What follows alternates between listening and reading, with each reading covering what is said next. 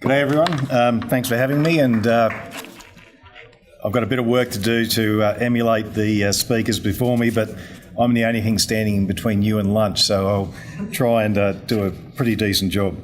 Okay, so we're going to talk about Ratings to Win, who we are, what we do, the data that we produce, access the database that we market to professional punters and jockey managers and even trainers and so forth, and some of the functionality that I've sat on in terms of not revealing it too publicly over the years, because I didn't want to give competitors an edge into what we were doing, but I figured it now is an appropriate time. So essentially it's a sophisticated database with a number of tools that I use on a daily basis when I bet, and those tools help me pinpoint things like track bias, gives me an idea of how the track's playing, so I can try to rubber stamp a track early in a meeting and gain an advantage over the marketplace. And look, yesterday was a terrific example of how that played out given the win factor there at Randwick. So what do we actually do as a business? Essentially, we just arm our clients with the right information and tools so that they can make a profit from racing on a consistent basis. So we're the only business that I'm aware of in Australian marketplace that actually corrects the racing data that you typically see on websites, in the form guides on Racing Australia and whatnot. It has a lot of errors in it. I wasn't aware, even back as even in the late 90s when I started punting seriously, I wasn't aware of the extent of the problem. I obviously knew about times being wrong and sectionals and whatnot, but it is a lot more prolific than that. In terms of numbers, it's about 6,000 errors a week that we correct. Now, a lot of that's related to times and sectionals. There's obviously errors within classes, distances, even jockey claims, whatnot, and it causes a real problem because essentially if you're relying on that information that everyone else is, it's pretty hard to extract an edge out of what they're using on a day-to-day basis. So I thought we'd talk about some examples in relation to the time side of things. Now, this is from some time ago. I wrote a paper back in 2013, and this is just on a particular day when we're running our testing and analysis, and we've come up with a whole bunch of times that are different from the official times. Now, the extent of provincial and country times being incorrect is obviously more common than you see in metropolitan in terms of the gap. But you can see in terms of the links difference on the right-hand side, some of them are out by a fair bit. So I thought what we'd do is we'd take an example of two horses of equal ability in terms of rating or price. We've got a head-to-head market at 100%, and we've got each horse effectively priced at $2.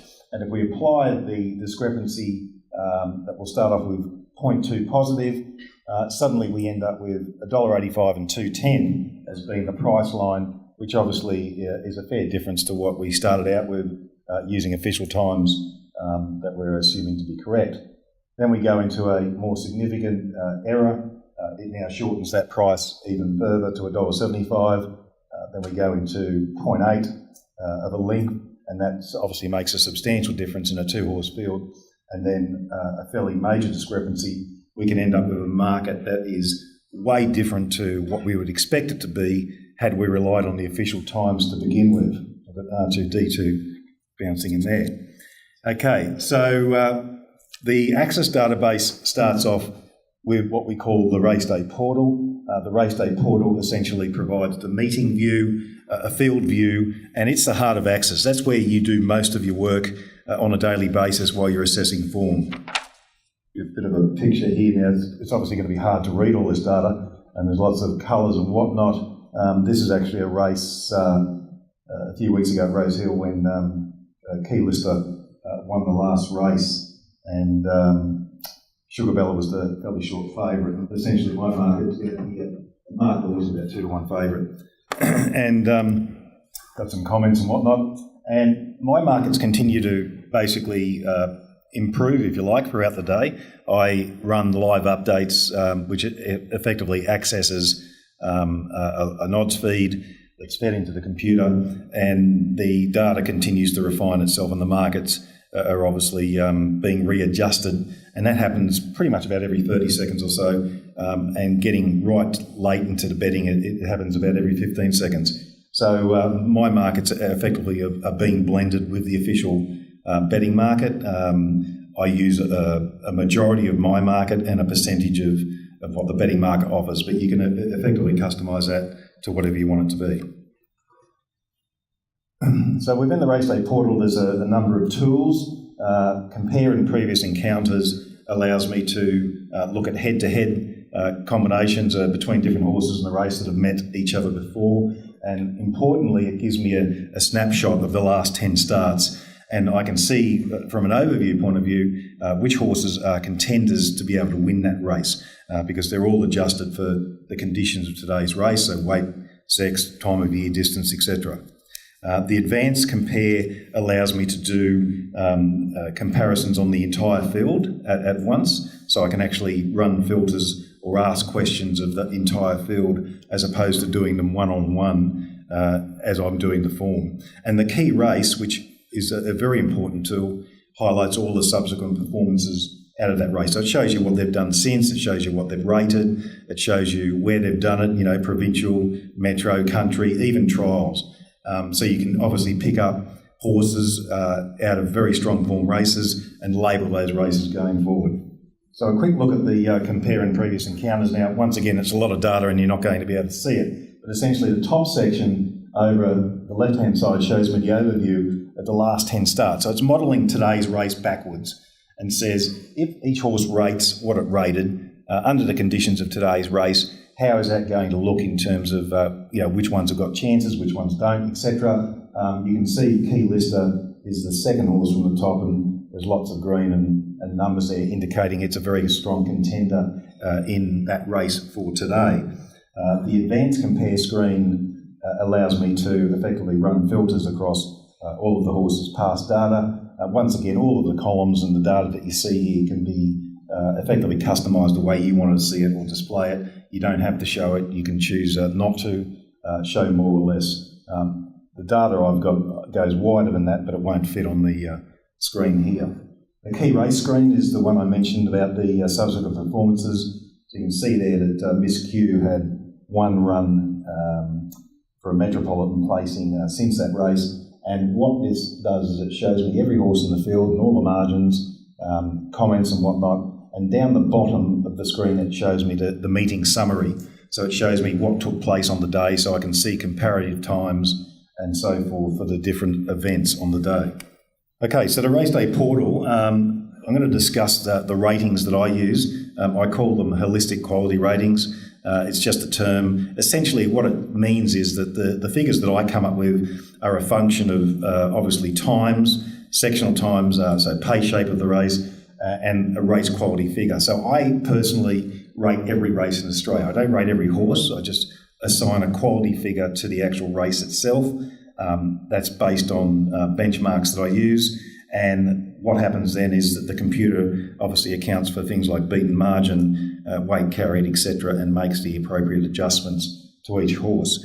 It doesn't account for luck in running. So if a horse is checked, blocked, wide, whatever it is, if you feel that a horse has suffered an advantage, or a disadvantage, I should say, or gained an advantage, then you need to make those adjustments yourself, which you can do, and the ratings will automatically adjust. But I like to see the ratings as they are in pure state and have my adjustments separately.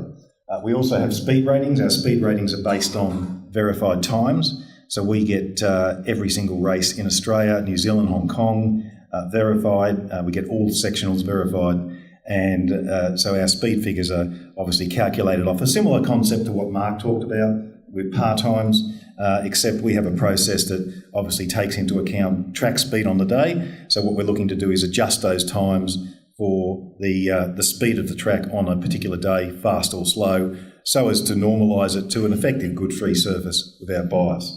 So that's what a speed rating does. The problem with speed ratings is that they are only one-dimensional. They just tell you the answer to one thing, and that is that, how fast or slow the horse went.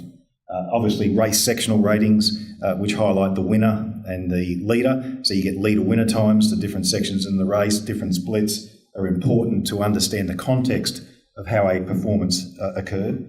And the individual horse sectional ratings, which we have available also as a separate add-on, can give you that detailed sectional data breakdown by 200 increments.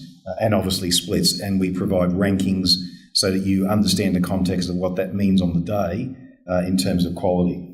The WQR ratings, and this is just taken from that particular race on the day, the speed ratings, and then you can see the sectional ratings for the race. So the first columns are the leader sectionals. So we've got 2 to 800, from the 800 home, 8 to 6 split, 8 to 4 split. Then we have what we call leader first sectionals, so that's 2 to 600, 600 home, 6 to 4 split, 400 home, 4 to 2 split, and 200 home. So that's leader winner. That'll give you the context of what it is that occurred during the race, so that you can, even if you've just got that data and not the individual sectionals, you can obviously, if you're doing video analysis, gauge a horse's performance off that, knowing what they did, and so you can have, an expectation of what you're looking for before you even watch the replay.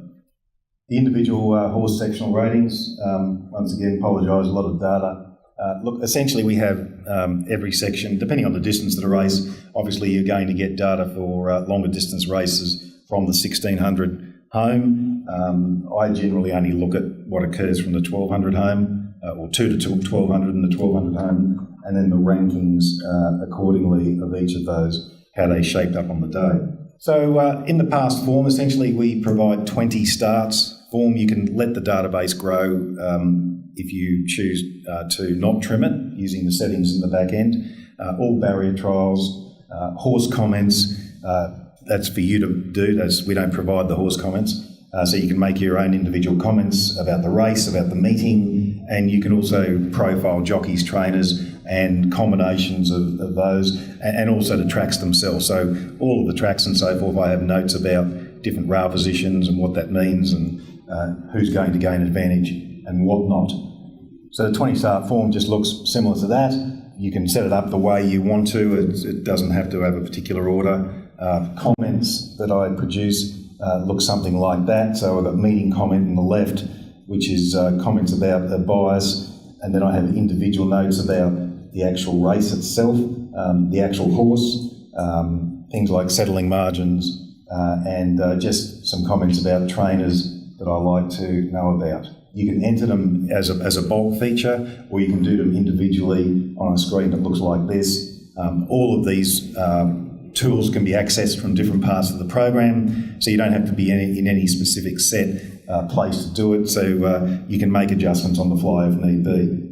So in terms of the form itself, we provide in-run positions for all TAB races, so that includes country and provincial.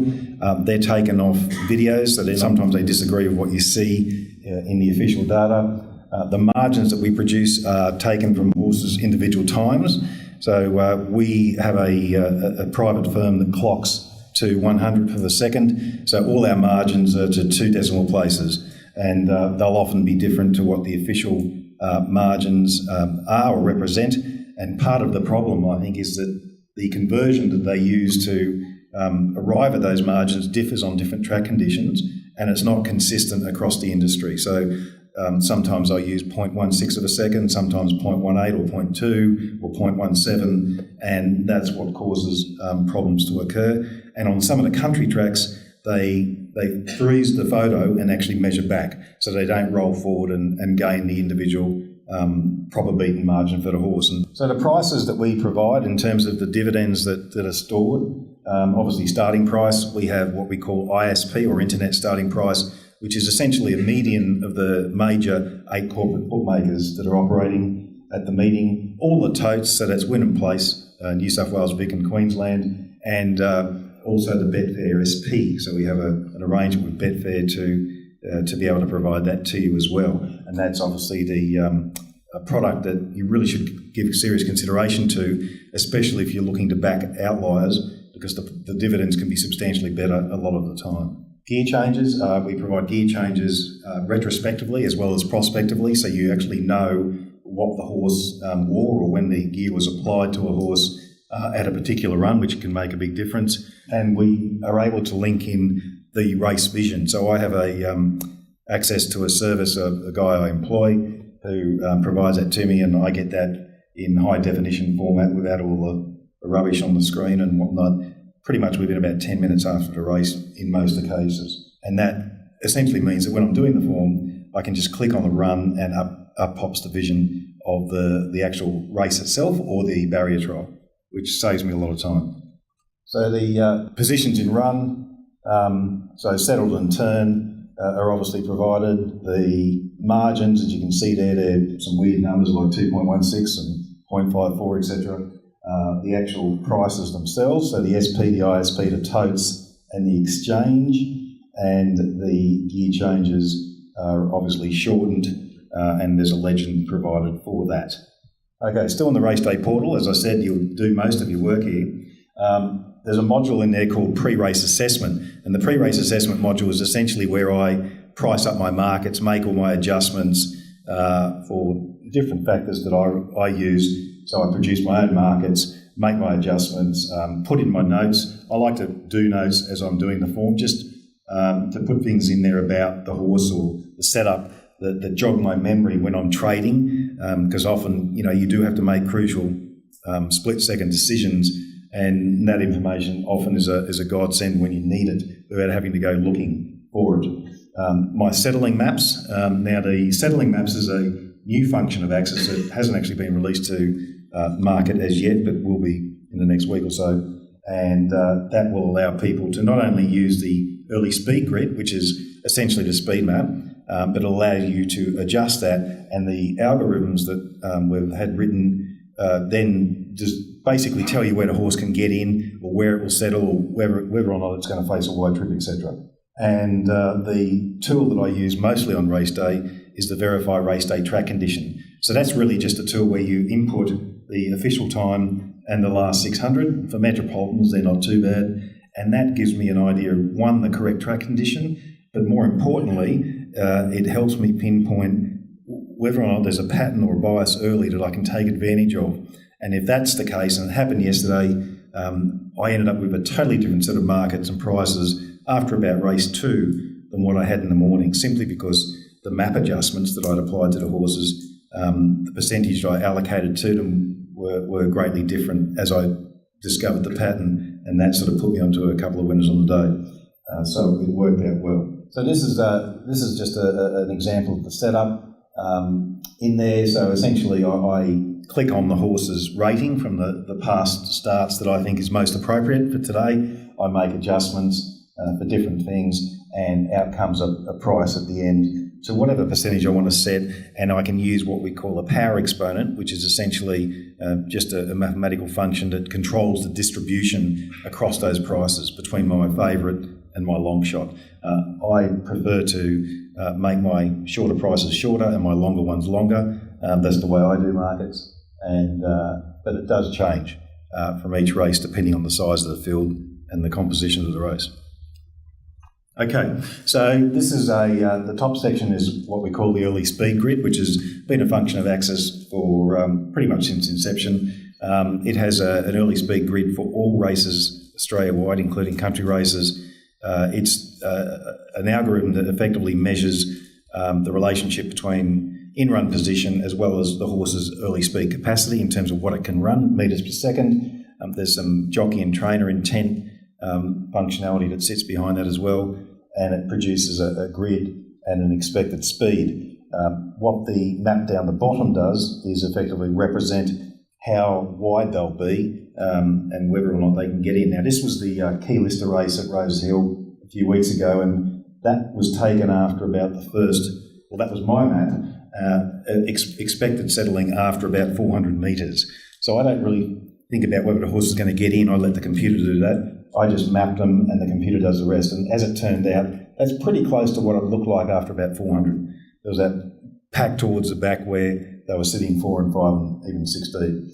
Now, the colours on the horses, what it tells me down the bottom next to each horse's block is that it tells me the barrier, obviously, the horse number, the price it is in the market, which is a big thing when you actually look at some races, and the general settling position and type of horse it is. Does it settle handy? Does it settle back or midfield?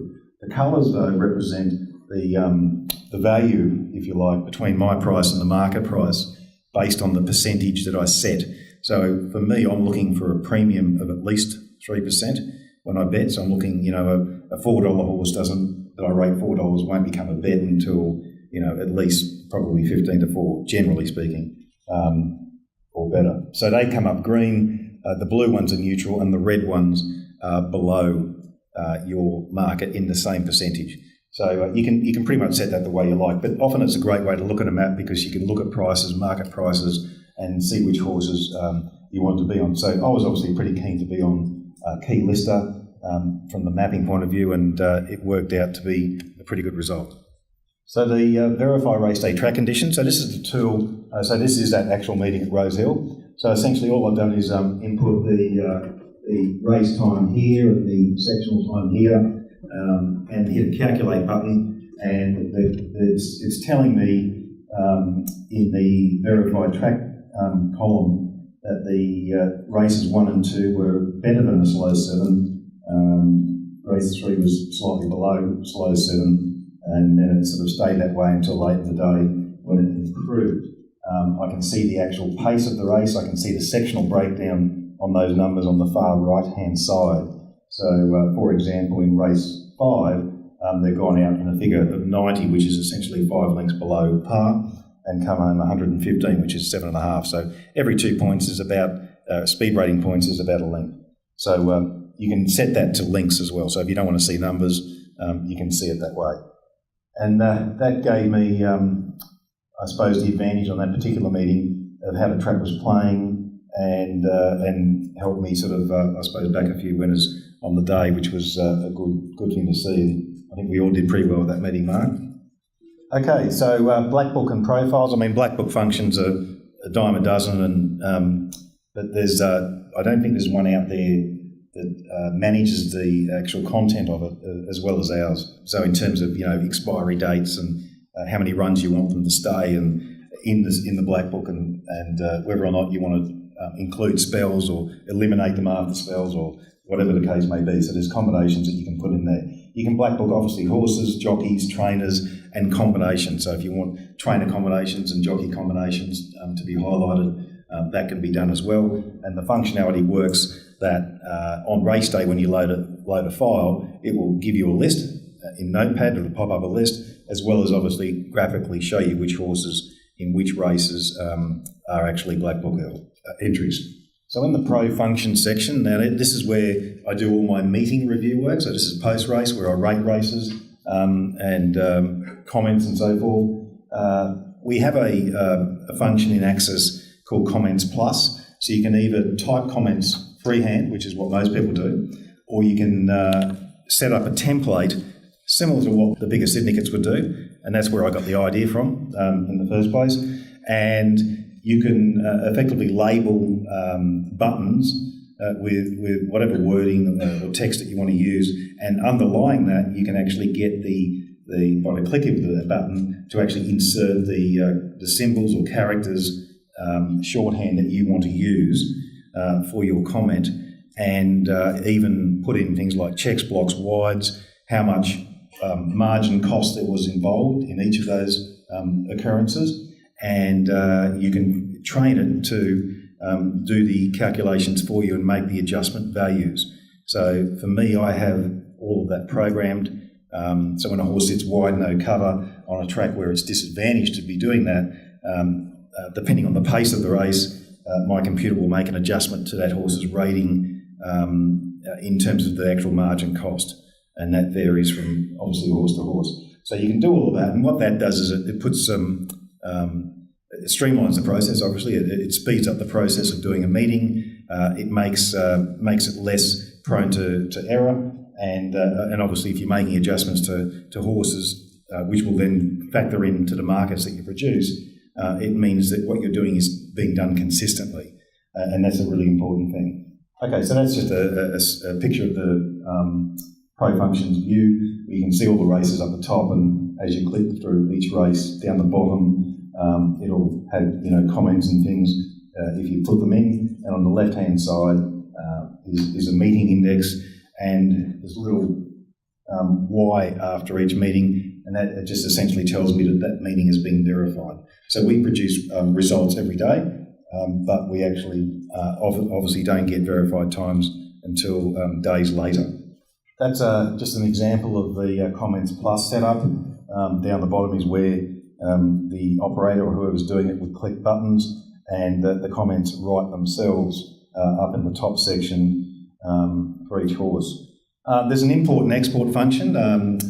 Probably a number of our clients don't know this, but when you're an Access user, you can actually share your work. So if you might have a number of you working as a team where, you know, one does comments for one particular area or one does the comments for another area, and you can actually share them amongst each other. And it's just a simple import-export function that allows you to do that. You can also obviously export things like your black books, horses, all your profiles, and whatnot. So it just means that, you know, maintenance of the database is easy. This is also used as a bulk comment function or import-export. So we've had clients come across from different platforms or even use their own Excel or other types of databases, and they've been able to import their work so that they don't lose it, so they have that when they kick off with us. Okay, so we obviously have a search function for horse, jockey, trainer and race. So you can do historical data searches. Obviously the jockey and trainer produces statistical outputs of based on a template that you set up or a string that you set up, and that information can be pretty much whatever you want it to be. So whenever I'm in Race Day Portal, if I click on a jockey or trainer, I get an automatic pop-up of data, and there's about, you know, depending on the race, in my normal template, there's about 20 questions that I want the data there to provide the answer to as I'm going through it. And you can tailor that, and you can have multiple templates that answer different questions. So it's just a matter of keying data in there and hitting a button, and that produces the result. There's a selection finder and analyzer. Essentially, this is where I do a lot of research, market research, so I can discover trends that are happening or changing in the marketplace. And I don't have any particular format for that other than I'm looking to measure the entire marketplace and then break it into subsets. So you can run systems, you can have ideas that you want to test the profitability of or test the reality of.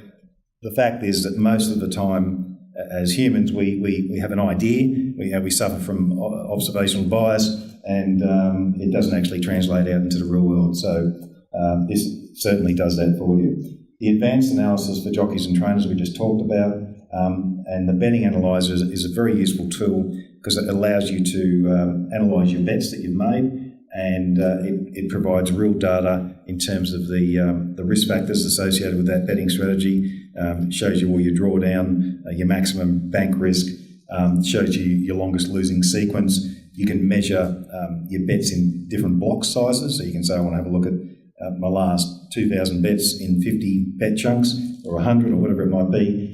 So you can look at things like short-term variance, and it's just a good tool because it reassures you, especially in a period of drawdown, that you're still making the right decisions and you're on the right track. Okay, so the data itself, we produce what we call first files. So they come at acceptance stage, and that's essentially an unverified file that doesn't have every aspect of the data checked because it's being produced from historical data that sits in the database, and it continues to update about every 20 minutes throughout the day until about 5 o'clock for new information as it's fed to us from Racing Australia. We then have what we call early files, which are fully verified. They come out at least 24 hours before the meeting. Late files on the day, which are simply an update of the early file for scratchings and track conditions and whatnot. We produce daily resultant files, daily jockey and trainer files, and obviously daily verification files. So as we continue to get new data that comes in terms of times and sectional times, that is obviously updated and fed through the system. The admin tab is really just where you manage or customise the experience that you get. So there's program functions, program settings, switches which just control different functions, what turns on and off, and the database settings themselves. So I suppose the benefits are pretty obvious at the end of the day. If we just recap, we've always limited our licence availability. We don't sell to corporate bookmakers, which is a fairly distinct difference between us and other competitors. The user experience is pretty friendly. It's all driven by left-click, right-click menus. So if you can drive a mouse, you can pretty much drive the program itself. There's a very detailed online manual, and there's online videos, and the support we offer is definitely superb. Our aim is to obviously retain the client long term.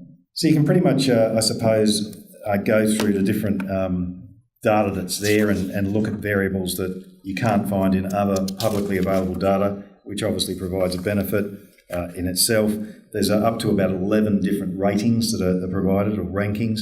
You can import external ratings. So if you buy markets, so if you get markets from Mark or any other provider, you can import those and test those as well historically to try to work out where the strengths and weaknesses are. Obviously, the past 20 starts for each horse, live updates, scratchings, jockeys, track conditions, distance, time changes, all of that happens automatically throughout the day. Definitely, we do have the best overall speed ratings and sectional ratings. We know that just simply from what else is out there in the market, and we've been able to test it against ours and produce some substantial differences.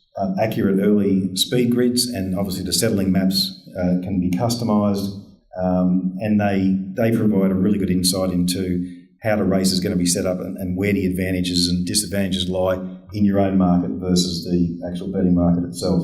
The key race allows you to assess the strength of past form, review and compare past starts and previous encounter screen. You can obviously make all your own comments and manage that. And you can even obviously semi-automate that using the Comments Plus setup, isolate horses for bets and back testing, black book all your horses, jockeys and whatnot, use the My Assessment module, which is where I do my markets, create all my own ratings and so forth, the verify race day track condition, pinpoint bias before the others, concise reporting of gear changes, rail positions and the like. Obviously, research is a big part of my background in terms of what I've done and how I found my edge. There's no particular one way to do this. It's, everyone's got a method that they use to make money, and we've seen different methods today. With Glenn's mounting yard, Mark's assessments, Gord's analysis of trials and whatnot. The betting analyzer is essentially a tool that allows you to increase your betting profits, because you can look at and model the actual activity against different prices. So you can say, well, what if I took the Betfair SP, or what if I took, Top Fluck or Best Toad or SP or whatever the case may be? What are the differences in terms of bankroll and the risk management at the end of the day? Obviously, maintain your edge. We provide a lot of updates, probably too many in some respects, but as soon as an update is finalised or a new aspect is able to be used by myself, pretty much it hits market within a couple of weeks. So I basically become the guinea pig, try to pick up the bugs that are there, and then we release it out to the clients. We don't charge for the updates. That's just part of the subscription over it all. There you go. It sells itself. So thanks very much for your patience. Hopefully I didn't put many of you to sleep with all of the detail, and I suppose now's a good time for lunch. Awesome.